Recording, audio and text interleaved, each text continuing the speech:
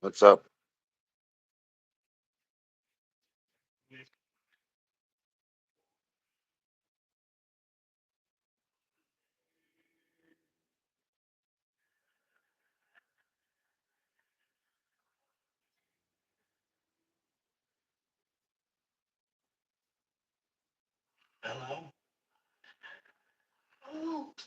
This is an old hoodie.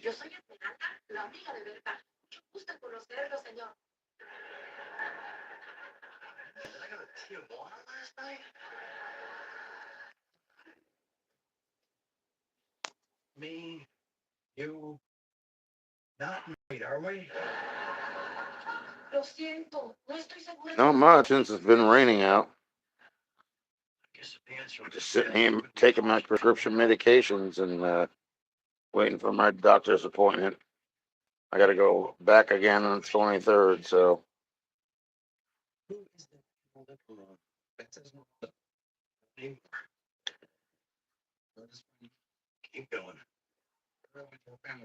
Did go fishing the other day and a couple of days before that, but didn't really catch much. A couple of sunnies. I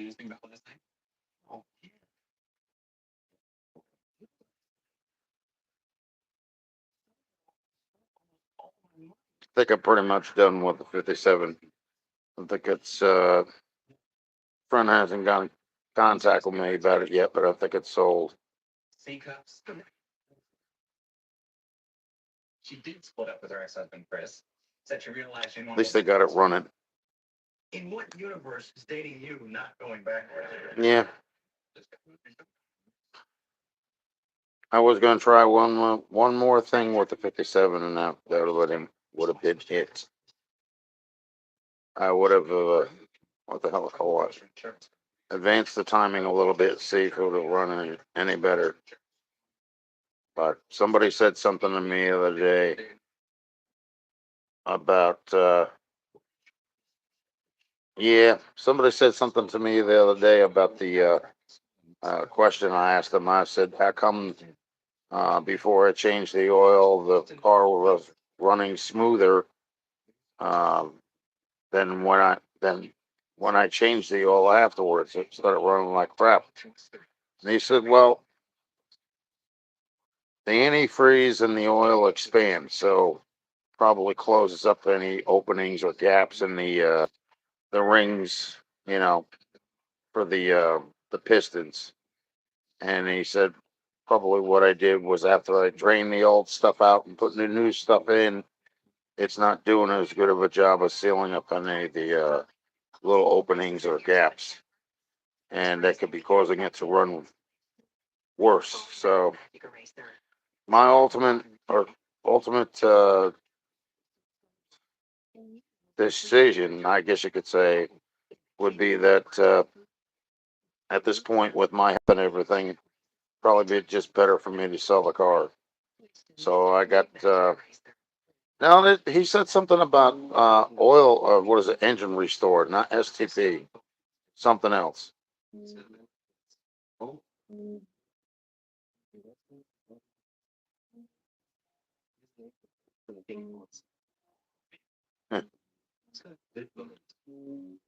um, Something better than STP oil treatment. It's like a engine restore or something like that. Pour that in there, and I guess that mixes in with the oil and somehow makes it run a little bit better.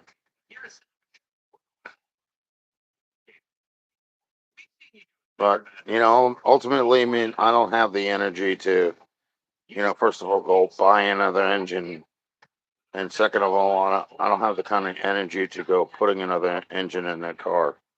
I'm not in the best physical condition, and my health is like, eh.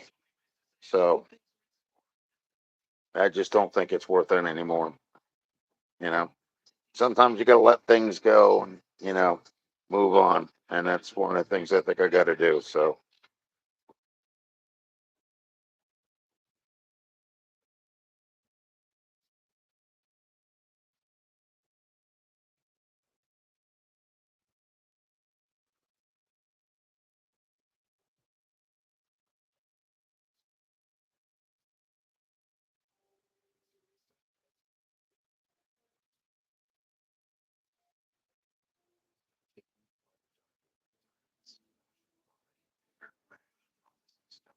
Plus, I'm also seeing a lot of people keep leaving and they go to another, you know, person that I don't associate with, and I see them making fun of me and the other person's live. So, that just goes to prove that people just aren't interested in any kind of friendship with anybody.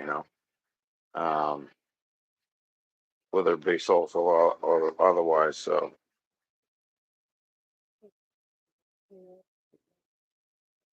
got a lot of people out there that actually are two faced, for lack of a better word, because they come in here, act all sincere and everything, and they don't even know I'm in the live streams and that they're joining, and I could see everything they're saying.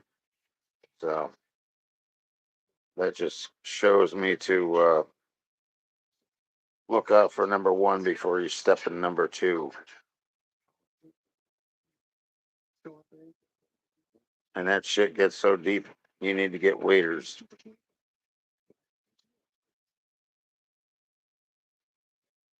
But that's the way people are. You don't have any ties to anybody, so they don't care.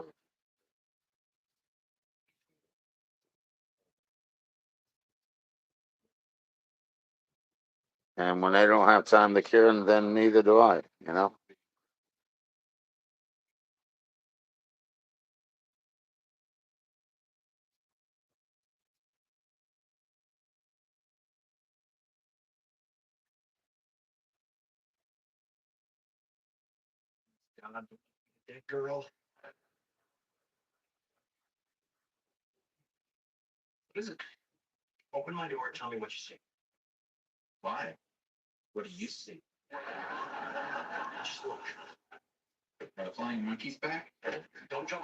There's a guy down the street from where the car is that offered 6 grand. So I have to take the rims off of it because the rims are Stingray rims or Rally rims. Those are $1,500 a set. So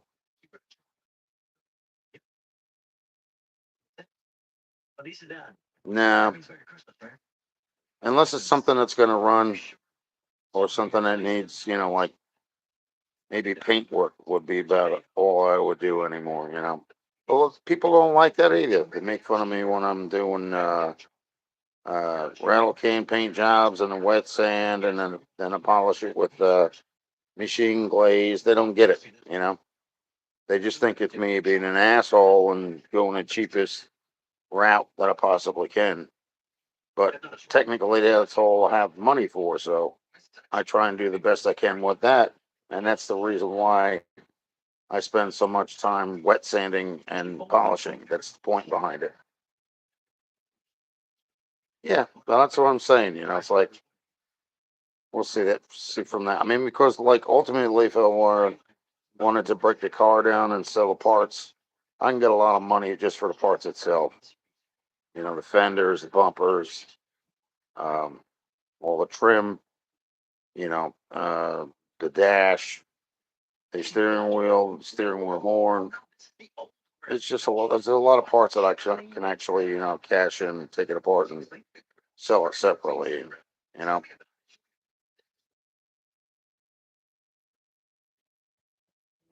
like I said, the rims are $1,500 a set.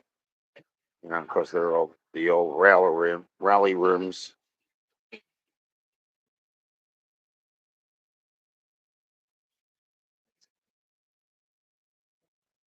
There's a car that Paul Barn Garage has that I wouldn't mind having. It's at 73 Torino, the fastback.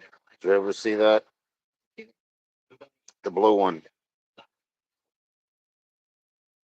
I wouldn't mind having that car, or my bucket list. Bucket list car would be a '69 Chevelle. Those would be the only two, because it's not like got people making fun of me because the engine sounds like crap when it's running. Well, what the hell do you want? The car's engine is 69 years old. It's not going to sound like a brand new car. Not unless I ripped everything the hell out of it right down to the core and replaced everything, you know. I don't have the kind of time left, so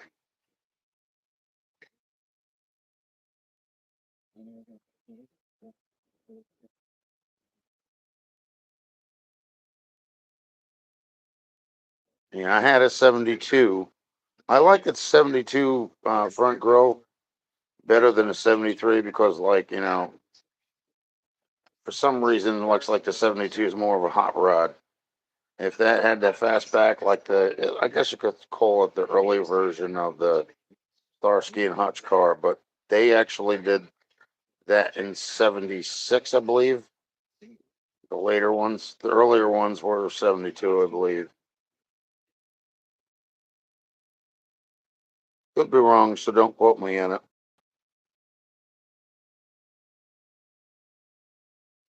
I seen one car down in up part of Jersey that was in a townhouse. It was a blue Chevelle 69 with a black vinyl top.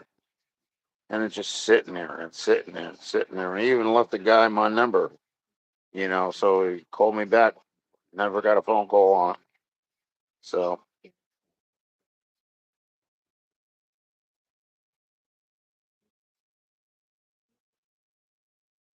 I got rid of a lot of cars in my past that I probably shouldn't have. Like I had the 67 uh, Charger. That car ran, drove that right up the guy's trailer. And it was after I did the paint job on that, and then the black striping on it. Those were not decals, that's paint. And the 52 Plymouth I painted as well because when I started it, that car was actually light powder blue, and I mean, I'm talking powder like powder. Wipe your hand in the car, and the powder blue was on your hand. You know, that's how bad the paint was. So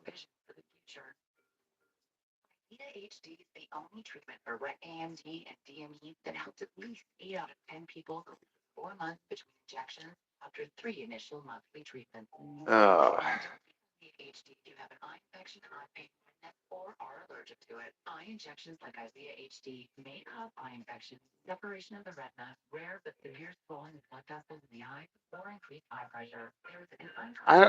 I don't have any preference. You know, it's like it doesn't matter what car it is. It's just like I have a selective few that I like, and you know, like the if you want to get down to brass tacks of it all, the Chevrolet Chevelle 1969 is what I like. The 1972 Ford Grand Touring Fastback, I like that. And then a 1970 Dodge Challenger, I like that. You know, I'm not one for the dart. I'm not one for the swinger. I can't stand them things. They look like boxes. You know.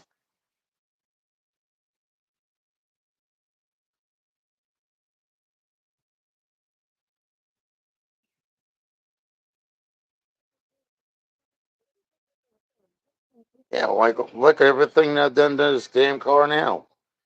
You know, I mean, shit, I did a couple things wrong, but you know, we're all human. Some of us screw up like that, and it's based on what we have as far as what's available to us to repair them. You know, if you don't have everything you need, how the hell you ever expect to, you know, get the car to run right and everything? You can't. You just can't. You know, you could just do the best you can, and that's it with what you have. And that's what I'm trying to put out there all along. You know, tell everybody the same thing. Car was a project car when I got it. Looked like shit when I got it. You know,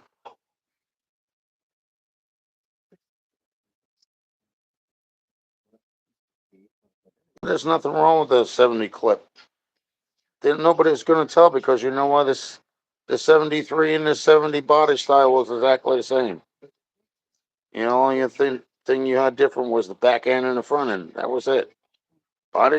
Styles were no different. Same thing with a 68 and a 69 Chevelle. If you put a 69 window in a 68 and get rid of the vent window, you wouldn't be able to tell if it's a 68 or 69. And the only other thing you'd have to do would be remove the taillight lenses and put a set of 69s in it. Who's going to tell? Just make sure you fabricate the area right so it looks like a 69. Called a clone. That's what they do with a lot of cars.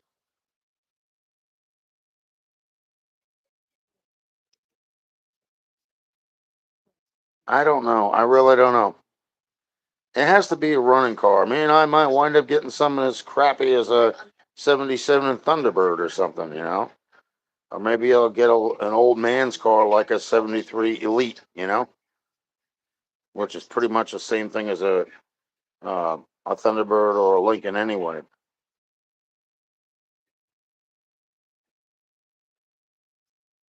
You understand?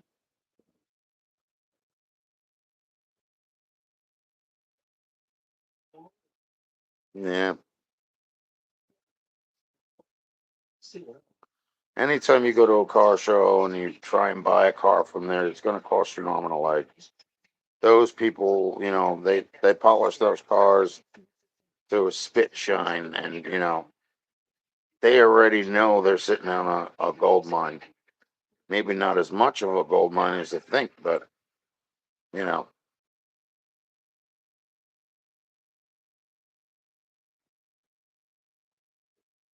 I had done a lot of things with that car. I was going to put my I was going to take my uncle for a ride in that car. He passed away, and I tried to finish it up so I could do something else with it, and then I started falling apart. So it's like never ending.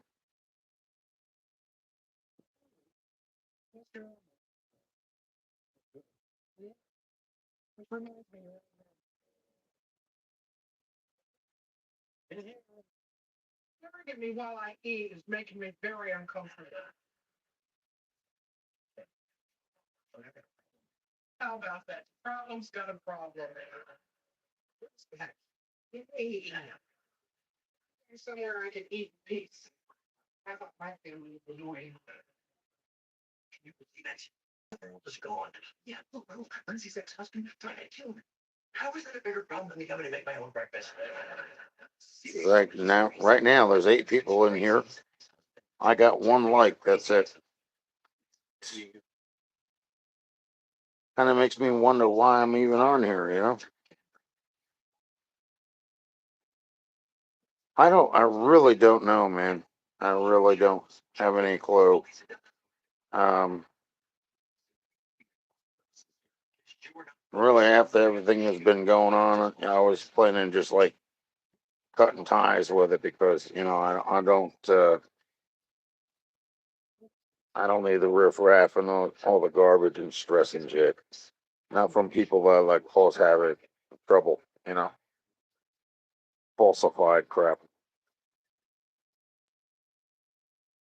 Yeah, I have 1,000 subs. I actually have 1,010. Of course, that'd probably be less than now one to get off of here than before too. But I think what it is that somebody is giving me a bad rap. With the stuff that they've been blurting out, and I can honestly tell you, none of it's the truth at all. Everything that they say about me is a lie. There's nothing to back it up.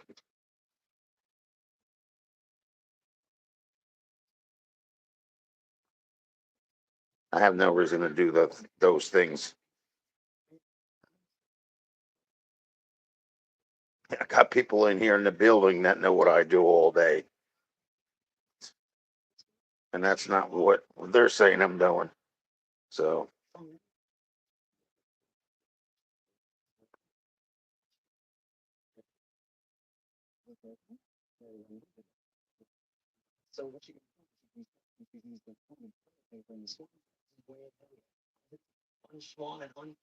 what's up?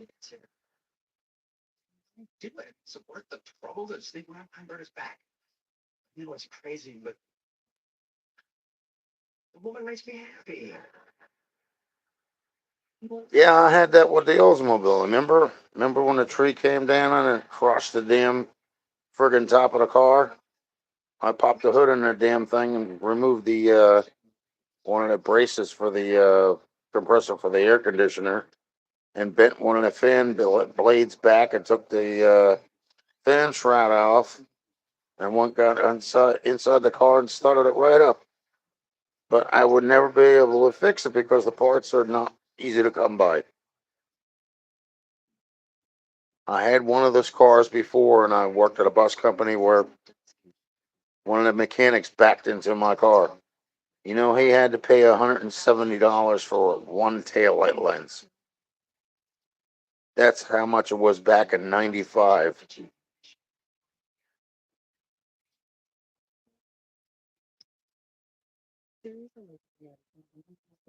And this car was the same thing. So when the tree came down on it, didn't have time to check to see if it bent the frame or the cross members or anything like that. I just know that it crushed everything forward from the firewall to the front bumper, and that was it. You know.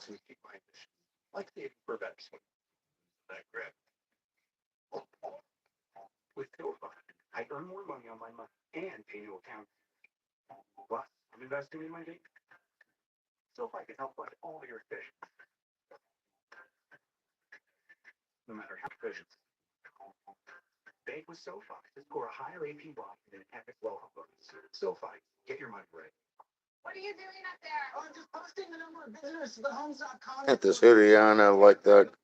I look like a troll from the Dungeons and Dungeons and Dragons game or whatever you call it. Looks stupid.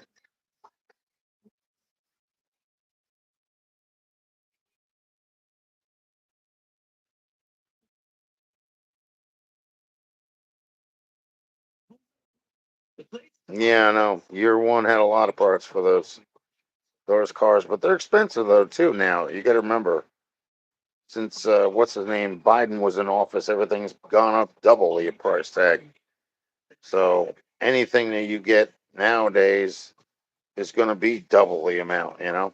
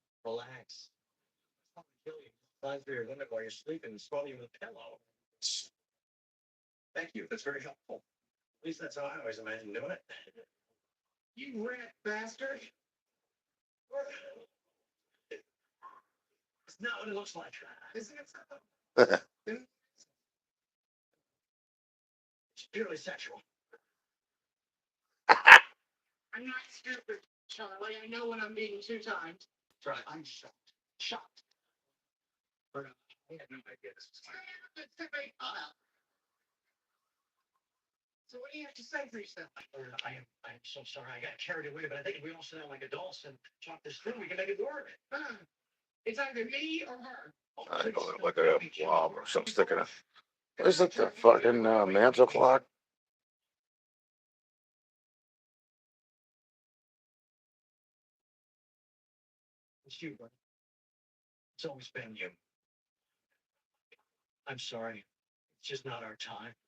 Yeah, I was following that What the Rust channel, but that guy seems to be stuck in all 1950s Chevys. That's it. Lately, that's all he seems to do. And it's like the cars aren't even in decent shape body ways. They look like they need a complete overhaul.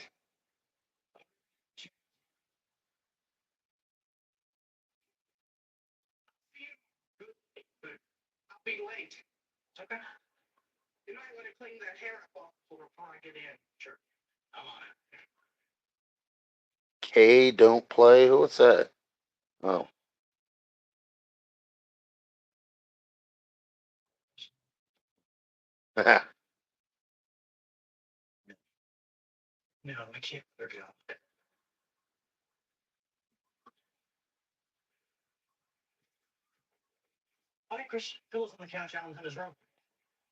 No, I'm not doing reviews.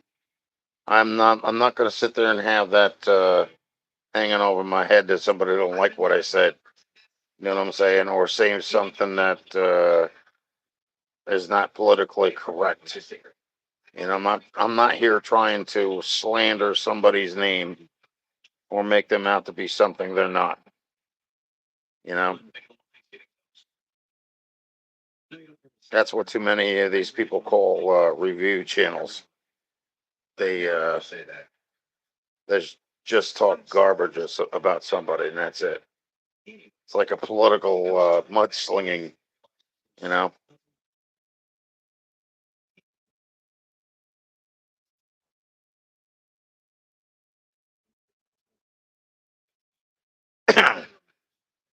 You know, no. The funniest thing I showed somebody the 12 prescriptions that I take, and I had somebody come into my live and say, "Oh, more fake voice slurring." I'm like, okay, whatever. The whole end of my dresser has got nothing but prescription medications on it.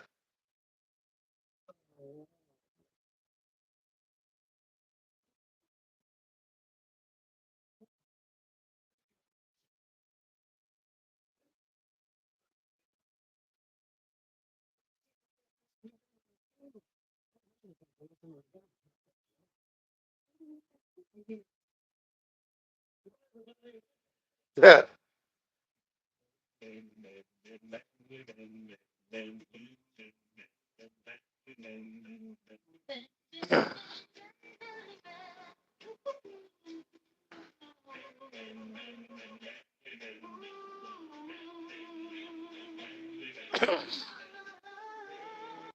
Yeah, but when I get stressed, then I start, skipping my words, or when I'm trying to say something that I wouldn't normally say, then it gets worse.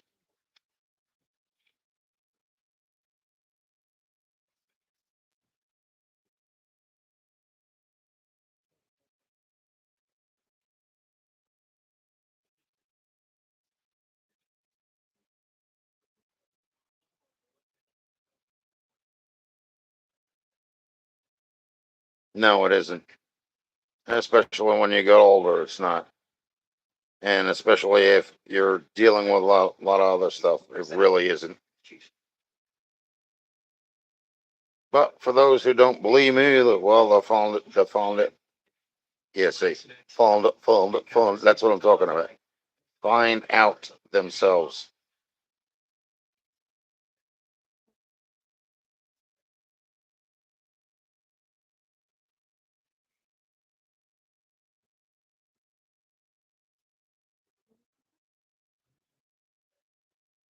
Hmm.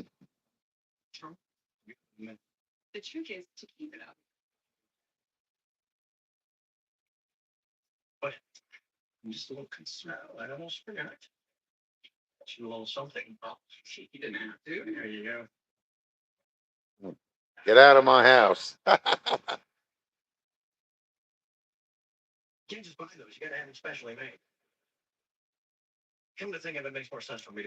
No, and they say like you're supposed to be able to deal with stress a lot through your life. Well, I guess it's a certain time that holds true, and another time where it doesn't.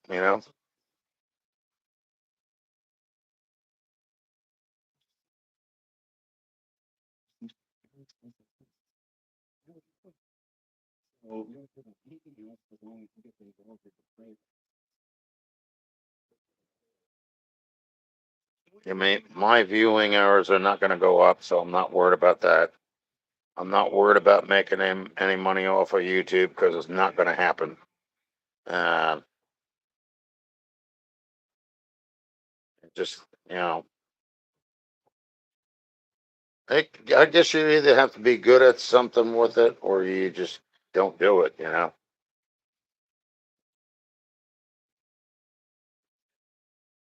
So the only thing I do is I come on here to talk to the people that talk to me, And we got some people that actually say they're blocked, but they're not.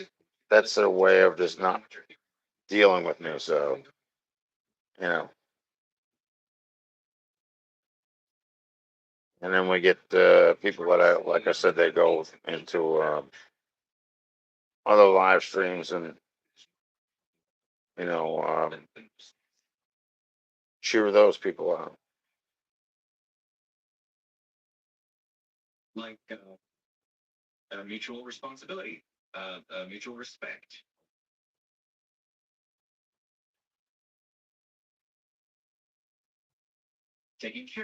Well, I know one guy be happy about one thing. It's probably going to be food or something, you know, because I used to cook a lot, but I'll have to get myself like a chair so you know I don't have to stand there and wait for things to cook.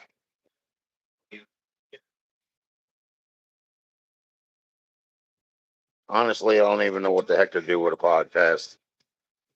I've never done it before, so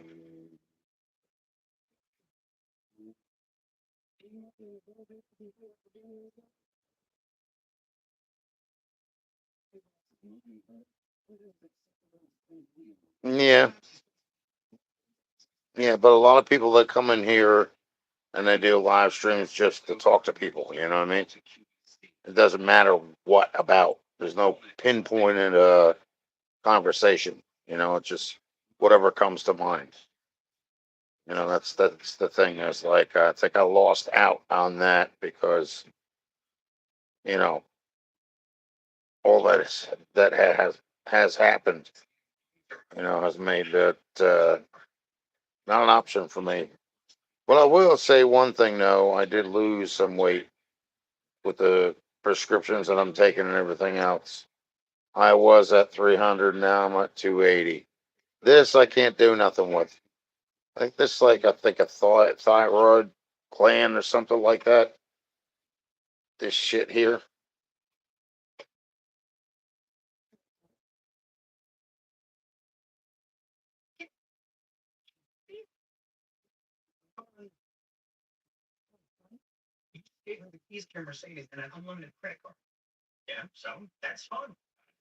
Eh,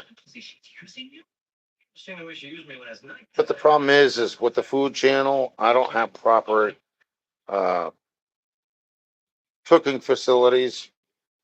You know what I'm saying? It's just a little tiny oven that's over there, and then a couple things that I bought in order to try and make it a little bit better, like my air fry ovens.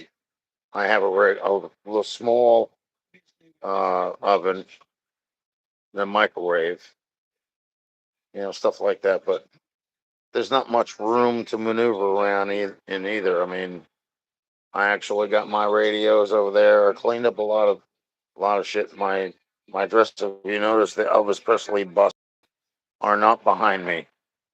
As a matter of fact, here, let me turn this off. Uh,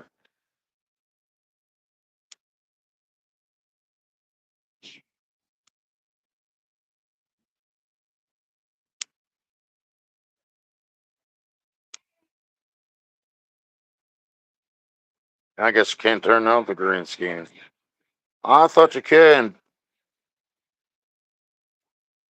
Nope.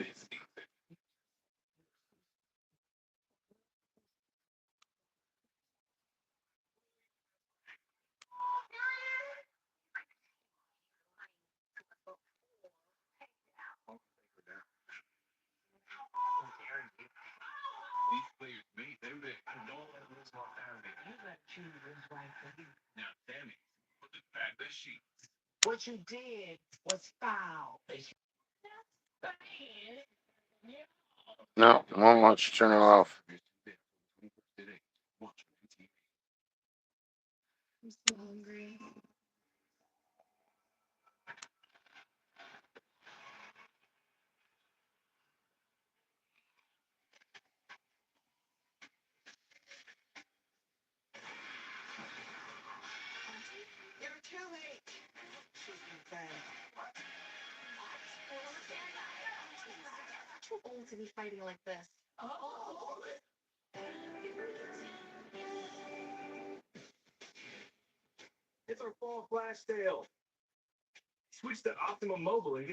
Not yet.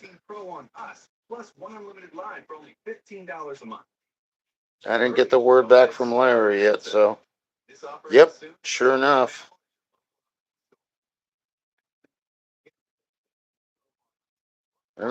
Enough of the car people, because the car people don't know how to treat other people.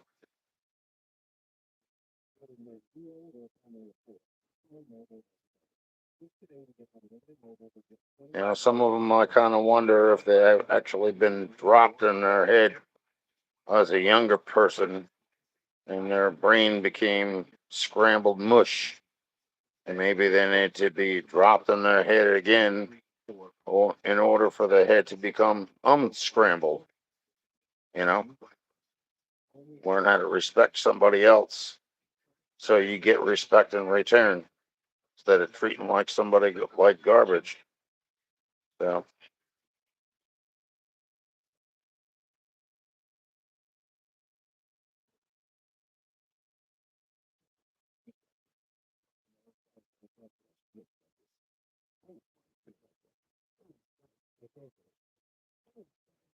yeah, I really wasn't into it anyway. Like I said, I did my shit, and the car's in run, the engine's in running order. It's not where I want it. And I just don't have the energy or the health or uh, the want in order to do it anymore. I got two ways I can do this. I could sell the car in one piece, or I can break it down in pieces. And if I break it down in pieces and sell pieces off of that car, I'm gonna get a lot more than I would without it. I've seen cars go for thousands of dollars on Facebook Marketplace. I don't know how in their right mind they're getting that kind of money. I know damn well it ain't easy, but it gets done. People do it.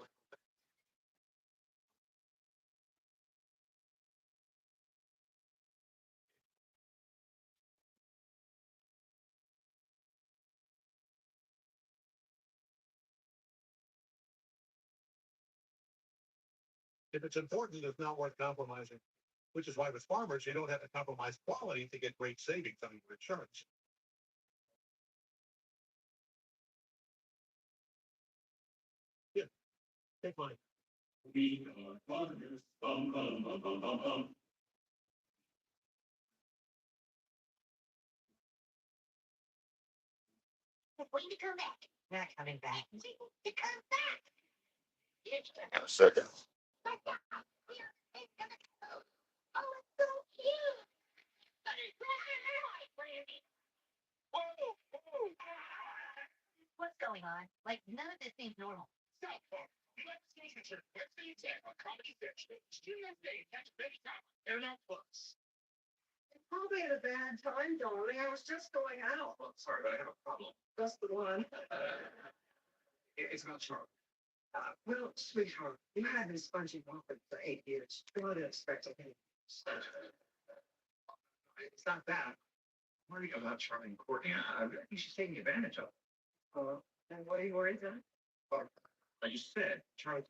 Well, I have to see it. I still have to talk to Larry and find out if he got a response back from the guy, and that I haven't been in contact with him either because doctor's appointments and everything else. So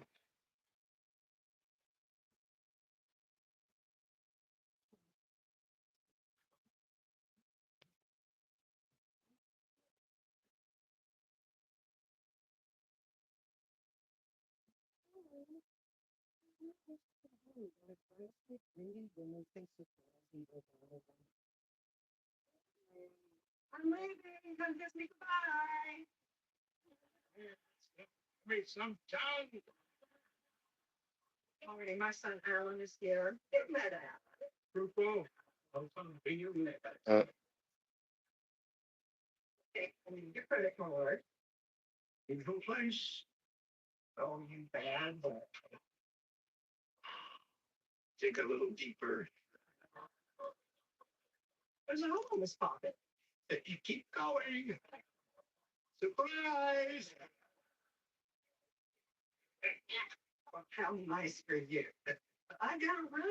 No, it's on his property.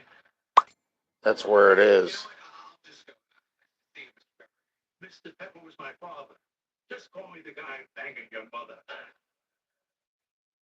Like my tools are in his basement. I'm not gonna go parade around in his house when he's not there. It's not my house. You know what I'm saying? Just can't do those kind of things.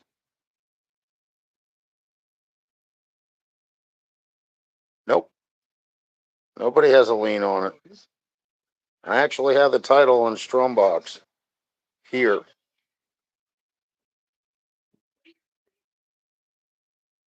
And on the title it says prefix 1. And in Jersey, prefix mean one previous owner.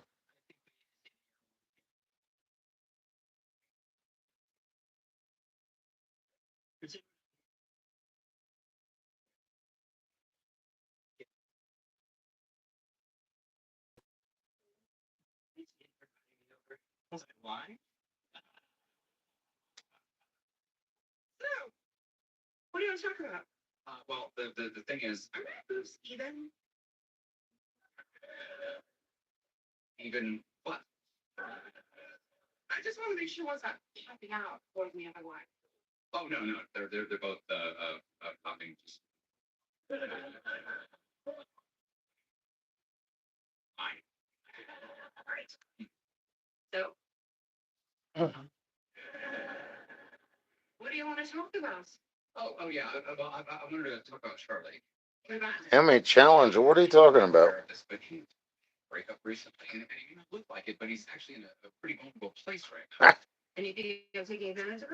There's no Emmy Challenger. Where you got that from?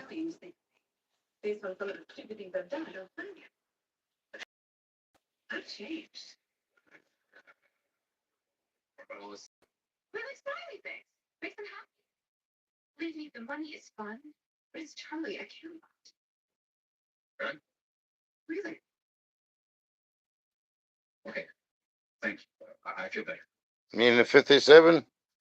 Well, for the 57, the car is 5,000.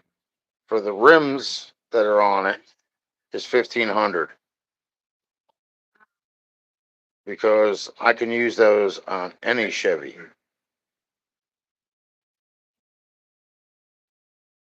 And those rims usually go for $1,500 a pair. Well, set. And the ones that I have are actually not bootleg rims, they're the originals. They actually have a code right by the valve stem. That's how you know the original, real rims. They're not aftermarkets or fakes or whatever you want to call it.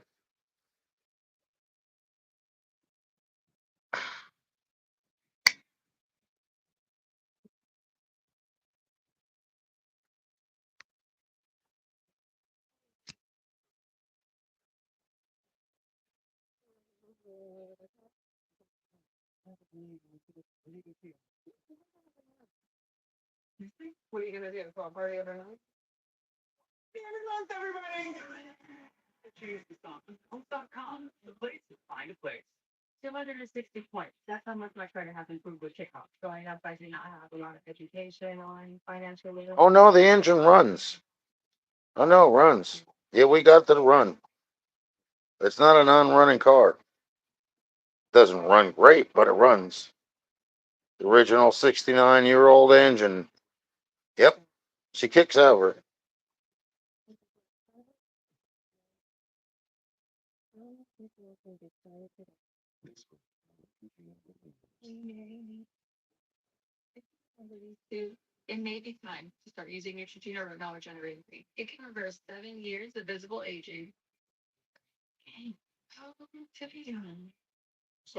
No, I didn't say anything about compression.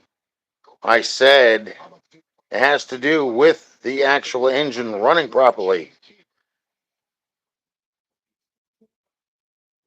Do you know what water and oil do when you put them together?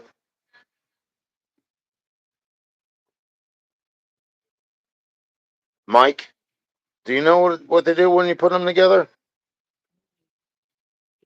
That'll seal up little cracks and crevices in your rings and your cylinder walls. So yes, does has some does have something to do with building compression. It's like sitting there running in an engine with no oil, and then you put engine oil in it. And I've actually got proof of this. So you can sit there saying it doesn't have nothing to do with building compression. It absolutely does, because I've showed this time and time again with the compression gauge. Okay, when you put oil in it, okay, and it doesn't build up the compression that you want, and you put more engine oil in it, and in certain areas, freshly, like brand new, okay, and you try and crank it again, your compression gauge goes up. You can call it a false reading, whatever you want, but fact of the matter is, it does go up. It's not false. It's if it's reading differently. So you can think of what you want. I really don't care. You know, I've actually had the proof on a compression gauge for the same cylinder.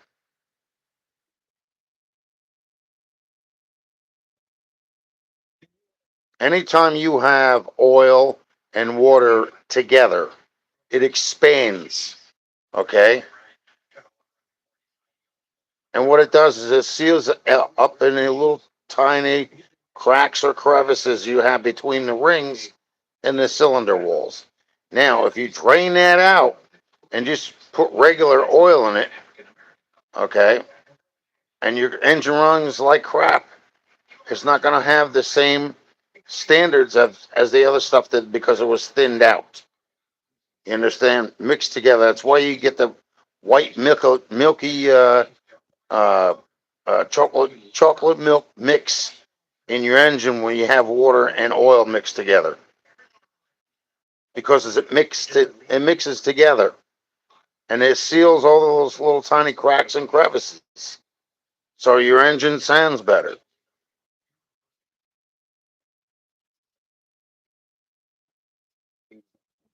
No, it doesn't need the sludge removed. I already did that when I took the engine apart to put the new pistons in. I cleaned off the heads. I cleaned out the lifted valley. You know, that little canister that's in the back. I cleaned that out. All that stuff was removed.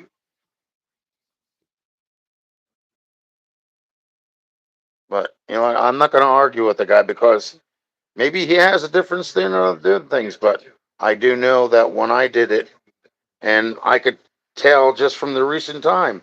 I even asked Rob from Rob's Rods, who is a mechanic.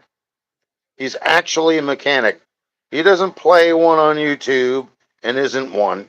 He is one. And he's the one that told me straight out. The oil has tendency to be a little bit thicker without the antifreeze, and it may not fill in those little cracks and crevices in your rings and your cylinder walls. But when you actually have oil and antifreeze mixed together and it's stirred up, that's thinned out and it actually covers the whole area. All the little cracks and crevices get closed up. And that's why the car ran better. And that makes sense to me. And yes, in the process of that, if you were to take the compression gauge and put that on there beforehand, before you change the oil, when it still has oil and antifreeze, if you do the compression gauge, you'll get a higher reading off of that than you will after you drain that stuff out with the antifreeze and the oil and just put the regular oil in. I guarantee you.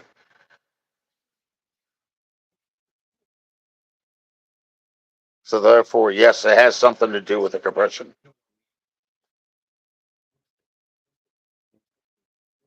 And as far as that guy is concerned, he can think whatever he wants.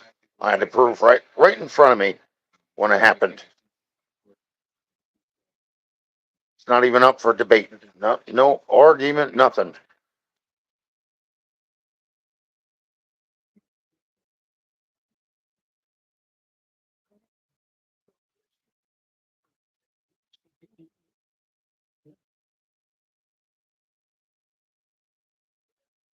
1976.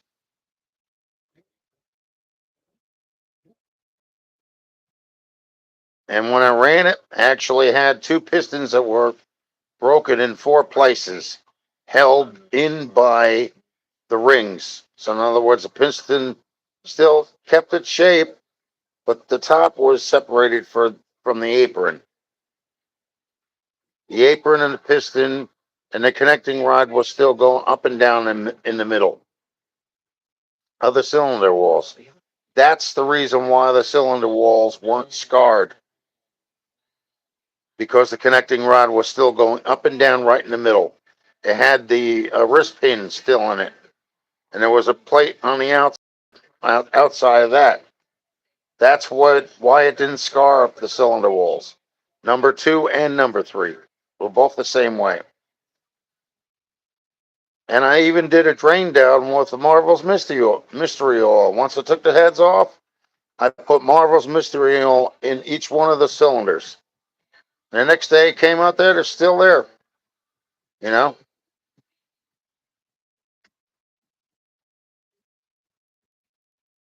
And maybe I didn't lap the valves.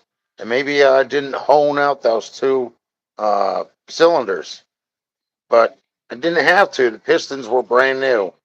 And after it ran up and down for a little bit, the cylinder walls looked like they were brand new. Okay. Uh, and the lifters, not the lifters, the valves. Okay. When I had the heads off, what I did was I took mild sandpaper out to the outer ridge of the of the valves, and then put them in everything. Then I poured alcohol into the valve area, going all the way across.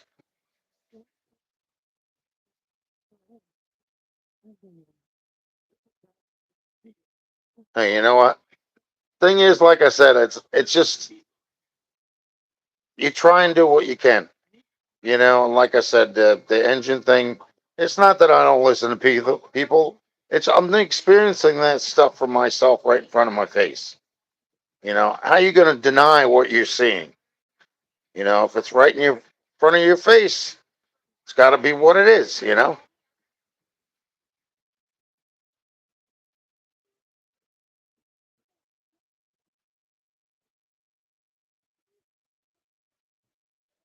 Some people can't accept the fact that because they haven't had it happen to them, that makes somebody like me feeble minded. It's not feeble minded if it's right in front of your face. I remember I was doing the videos for the Pistons when I first put them in. And in the beginning, because I didn't have the ride bearings in, okay. At one point, with the old bearings that were in it, and because I had taken so long to put them in, I drained the oil out of the engine completely. Nothing in the pan. Car was on jack stands. Any little bit of oil, that residual that was in there, was dripping down off of the crank. Okay, into the oil pan that was actually on the ground. It took me 6 months to put those rod bearings in because I was having health issues. I couldn't get up underneath the car, problems breathing. So what I did was I took my sweet ass time doing it. It took me 6 months to get them all in. And when I did the compression test, once I was done putting them back in, I had like nothing. And then when I actually put new oil in, or added oil to the valve springs, that built it up. And the pressure gauge shows it. One time I had there's like 25 on the gauge, and the next time I went out there, put oil in it, it had 60. Can't be delusional if that's what's going on. You know what I mean?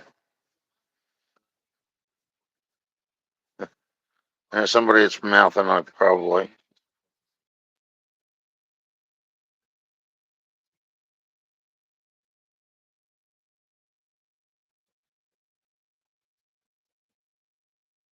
Yeah, and so do you. You have a lower IQ, and your IQ is kicked out of here because I don't need you in here. Bye. You don't share the same thoughts that I do. You don't need to be in here. It's the end of that shit.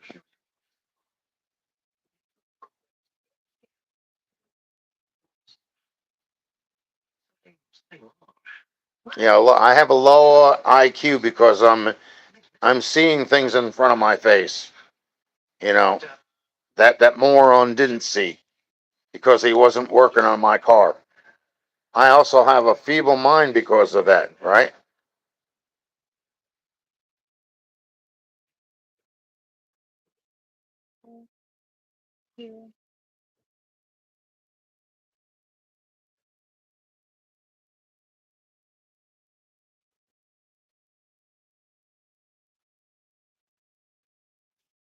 Great.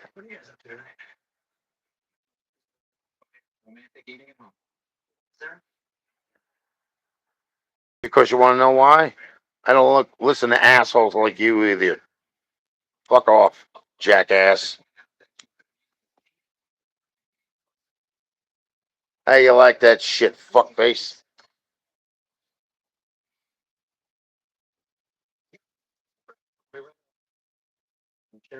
I don't give a rat's ass. I'm tired of dealing with fucking morons.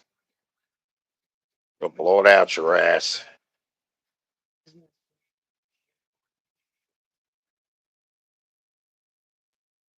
That stupid motherfucker. And just for that, I'm going to post 2 pictures of the damn compression gauge beforehand and afterwards, so that all dumb motherfuckers can see that actually did have that happen. But in their closed, one-way mind, it don't work that way. Okay, whatever. You go on, think of what you want, and I'll think what I want. That's why this is my channel, not yours. My car, not yours. I worked on it. You didn't. So shut your pie hole.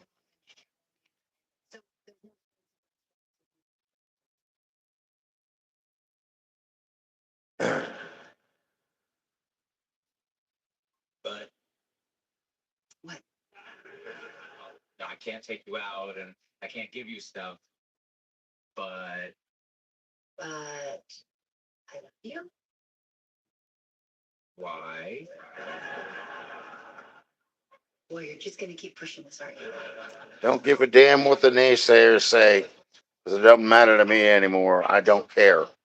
How's that grab you? Debate that bitch.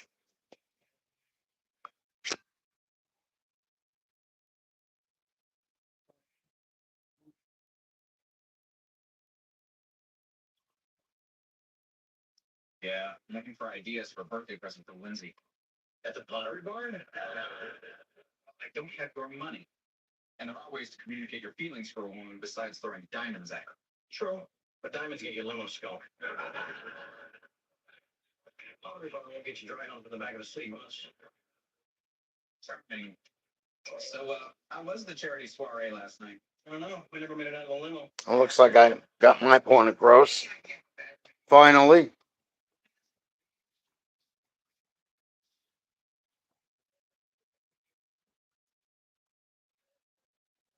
A compression gauge does not lie, people.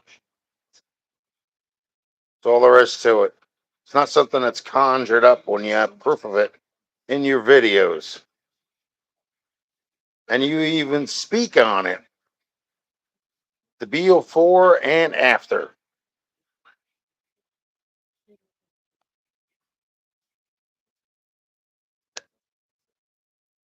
Because these numbskulls haven't experienced that doesn't mean I have to put up with their mouth.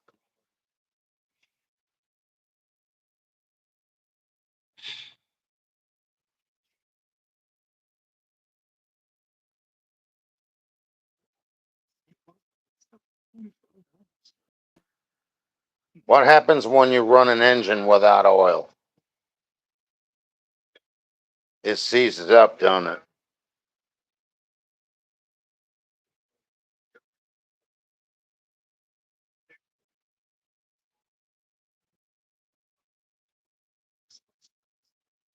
When you run oil or engine without oil, what does it do? What does the engine do when you run an engine without oil?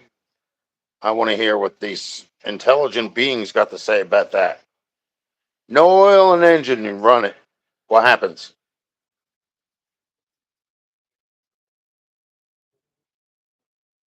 What happens with the metal parts rubbing against the metal parts when you're running an engine with no oil?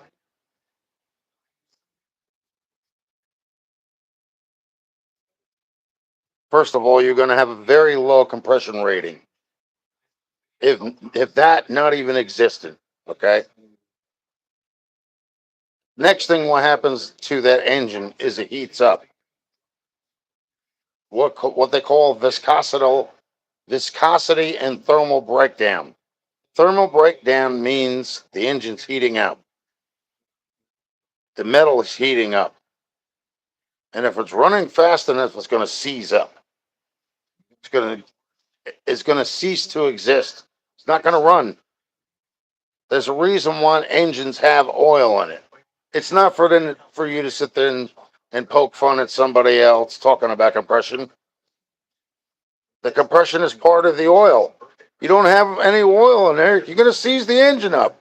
You're going to have no compression. Nuts.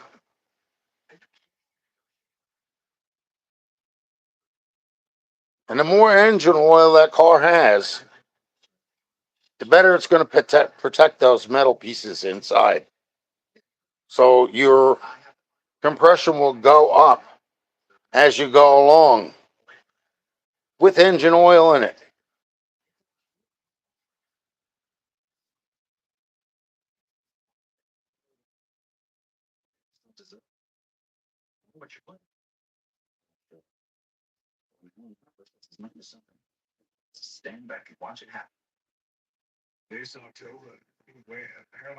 What do you think? Those valve springs are preventing the oil from going in there?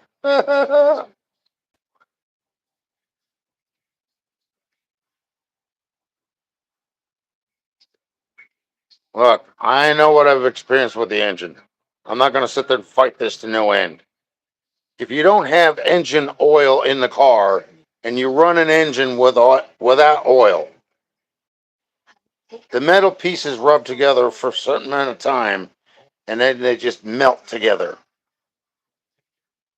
They seize because there's nothing to lubricate them from them continue on going up and down. That's it. That's why people, when the husband's always told the wife, make sure the engine light don't go on, because if that goes on, that's the end of your engine. You're going to create more damage running an engine with no oil than you are without it, or you are with it.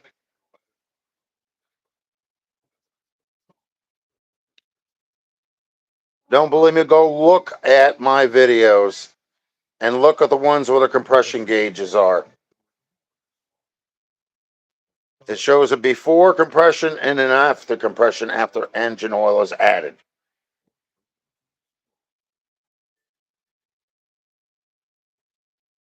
You're not going to go from 25 uh, for compression to a 60 in the same day if you're adding oil, or if you're not adding oil.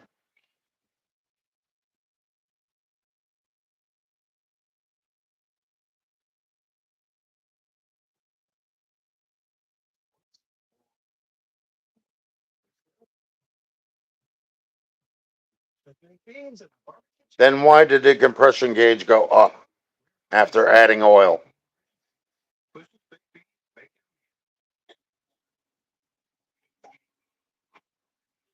Answer: why does the compression gauge go up after you add oil? Mr.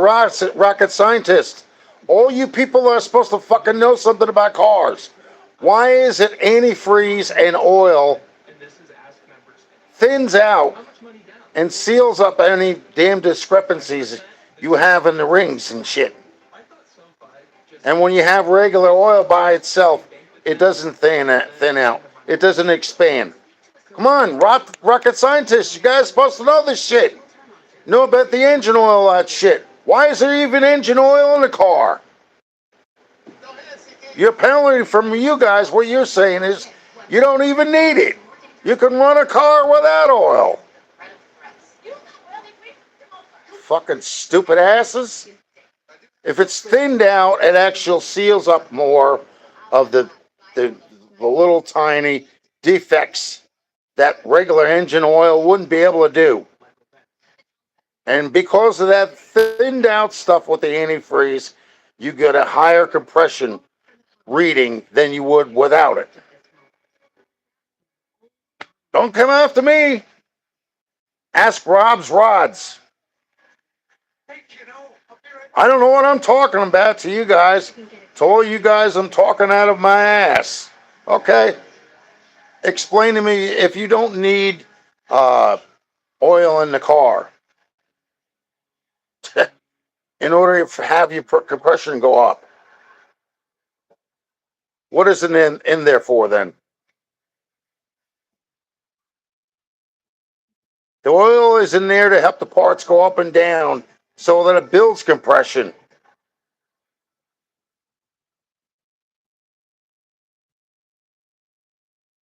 Without the oil, you got no compression. You're going to have a seized engine before you know it.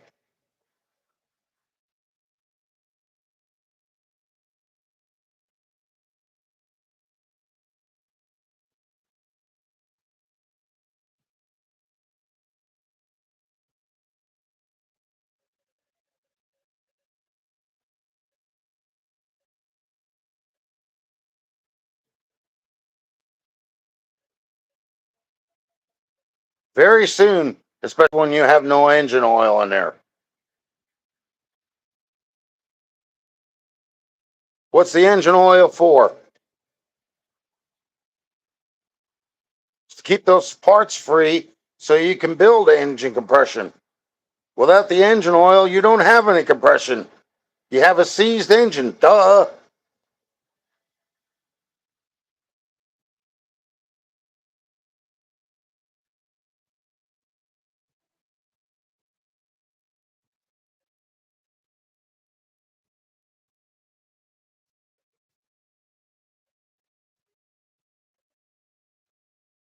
No, it's for the power steering.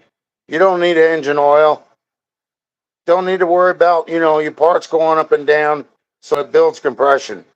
So you don't need engine oil. None at all. You can run it dry for about 10 minutes before it seizes up on you.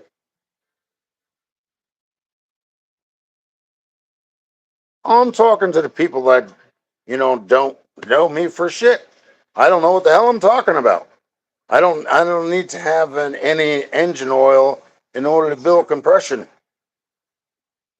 I'll just skip for the fact that, the engine oil helps things keep moving so you can build compression.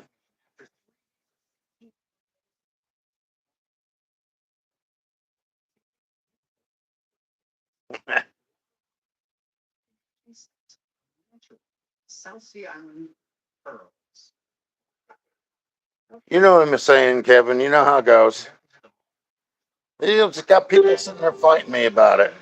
You don't need engine oil to build compression. How long do you expect the engine to run without engine oil?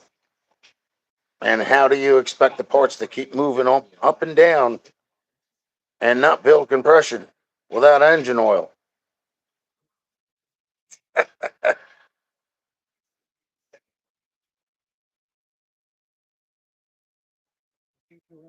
Engine oil's got nothing to do with building compression.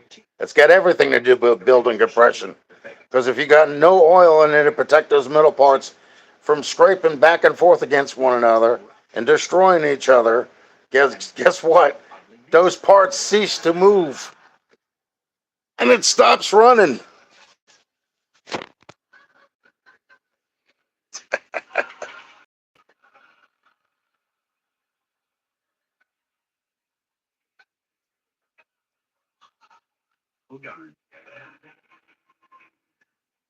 Because they want to try and prove that I'm an idiot. Like, I don't know what I'm talking about.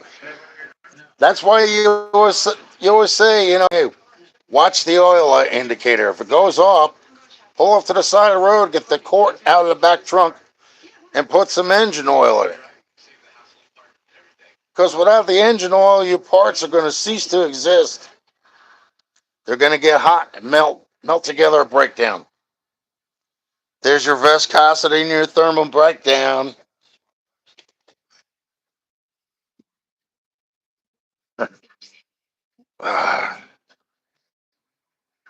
Tired of these people talking to me like I'm an idiot, but they don't know what the hell they're talking about. They got no way to define what they're saying either. The first ones to sit there and call me blah, blah, blah, blah, blah, black sheep. Something else.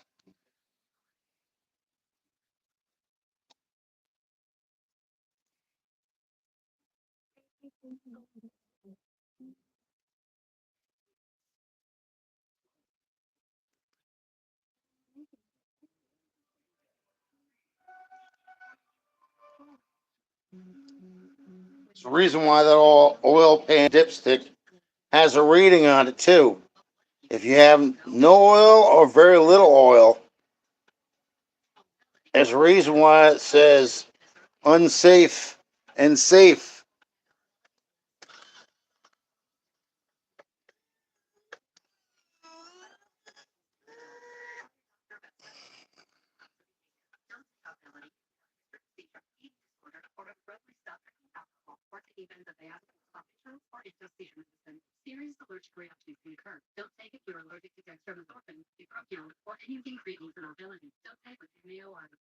Here's another question for you. When you do a drain down with Marvel's Mystery Oil in the pistons or the cylinders, okay? Why do you do that?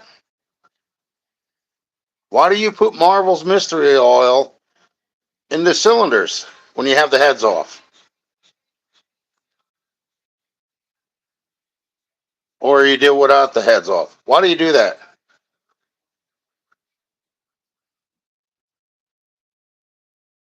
So you know your rings are not stuck. Your valves are not stuck. They're not seized. Every time I see these guys start up a car or put another car back on the road, they start out with the engine being seized. And the only time they ever use the Marvel's Mystery Oil in the cylinders is to free up the rings from being stuck to the cylinder walls. Why is that? Because there's no oil in it.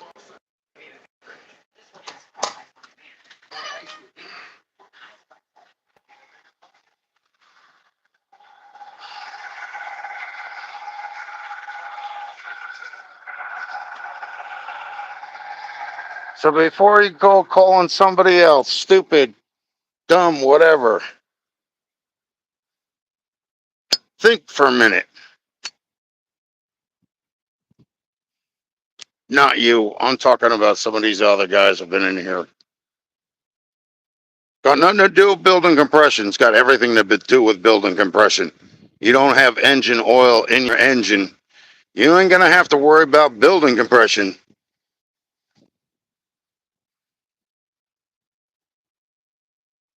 They experiment with me draining the oil. Added a 57, taking 6 months to do the rod bearings. Okay, same principle. No oil, no lube. No lube, parts don't keep moving. Parts don't keep moving, no compression. No compression, seized engine, period.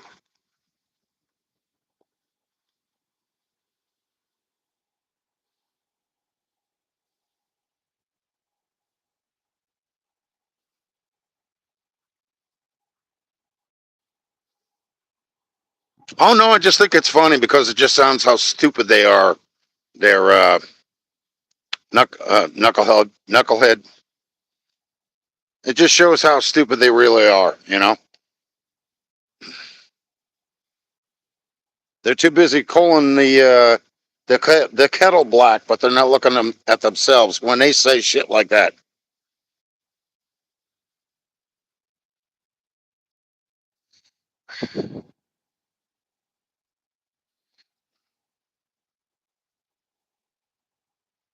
Hey, for that matter, why do you have transmission fluid in your transmission? It's to keep all the parts moving so it doesn't seize up. So you have a transmission.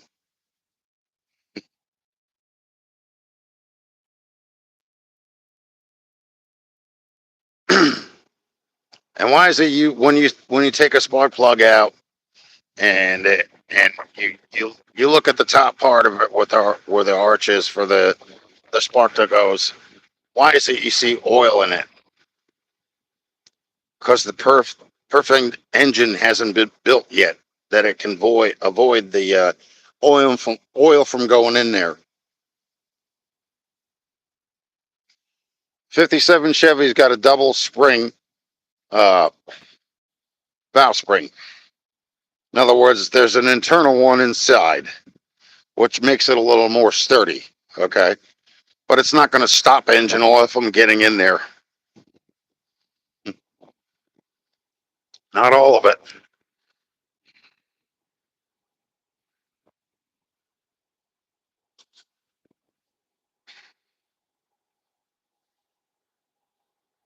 Uh, yeah, I'm arrogant.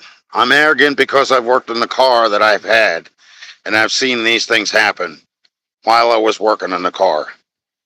When there's very little oil in the engine, you have a very low compression ratio. When you have the normal amount of oil in the car, then you have a normal amount of compression. As well as the parts, if they're in good condition, you'll get a proper compression reading. But if you just put the engine together and oil hasn't gone up there yet, well, guess what? You're going to have a low compression rating.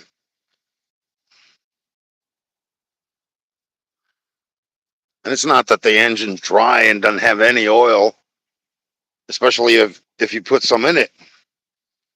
But it takes a little while for it to get to all the other parts.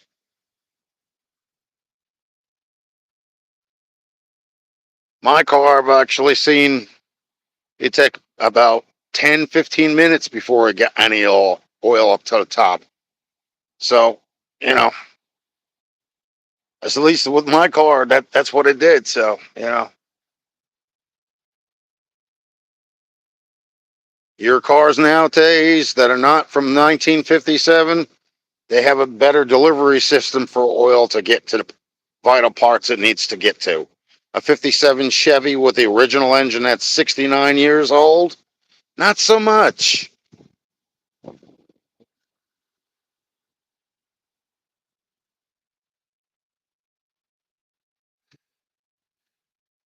And I must have done a proper valve job because, after the feeler gauges episode, I had to adjust all the valves again.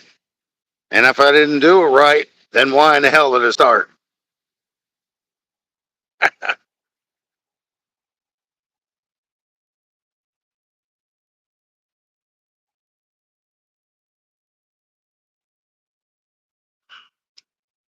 Yeah, it just magically starts up and runs on its own. No oil required, no gas required.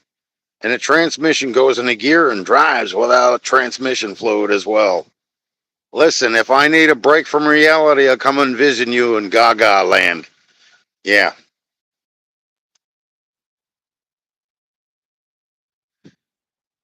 the videos that I've posted about that shit are legitimate. It even shows the compression before and after. After. So you go ahead and bust my ass all you want. The video proof is there. Period.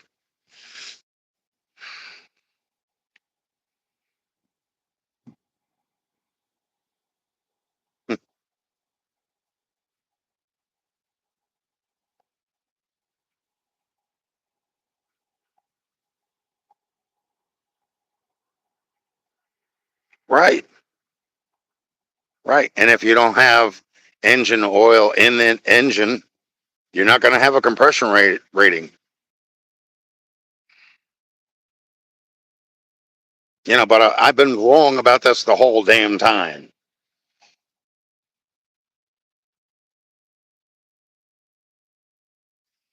And what has engine oil got to do with compression? Well, let's see.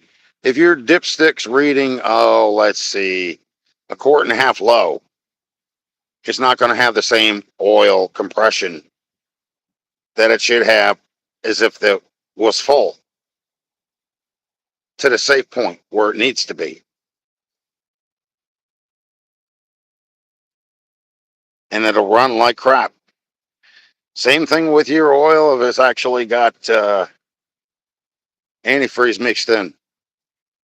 Oil and water or antifreeze that has water in it expands. Do you know the word expansion means? Covers all the little cracks and crevices a little bit better than it would without it. But the problem is you can't run an engine with the water mixed in because it'll just actually rust things out internally until it stops working. That's why you have to make sure your antifreeze compartment is sealed off from your oil compartment. Every specific fluid has a job, and it does that job based on what it has and what it doesn't have mixed in with it.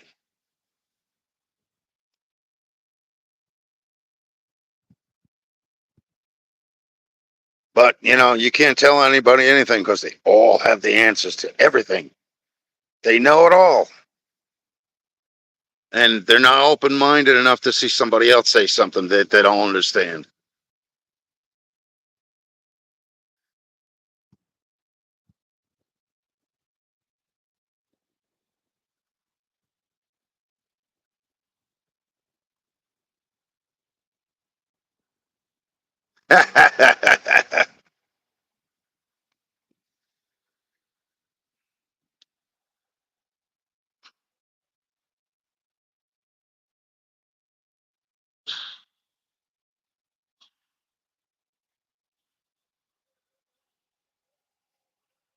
If that's the case, I want everybody else to do the same dance to the I don't need engine oil in my car in order to keep compression ratings up and everything else. That there's no need for engine oil. It's not required.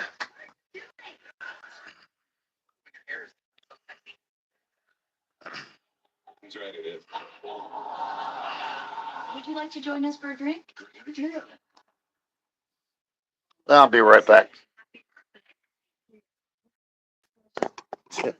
Something else, I'll tell you. Got nothing to do with it. No, it doesn't. It's some problems running the oil. What? Are you suddenly hard of hearing? You just allergic to the truth. This needs to be said. You should be ashamed of yourself. Shame, shame, shame.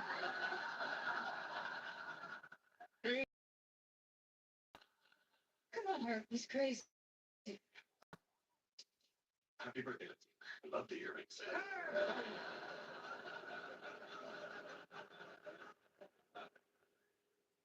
Can you believe I was married to that bitch? Fine.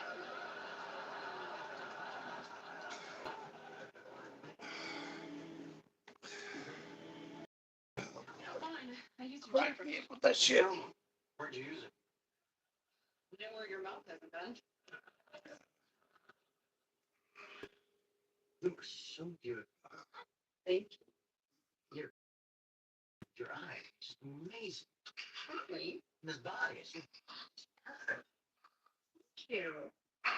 So, why don't I want to have sex with you anymore? Good evening.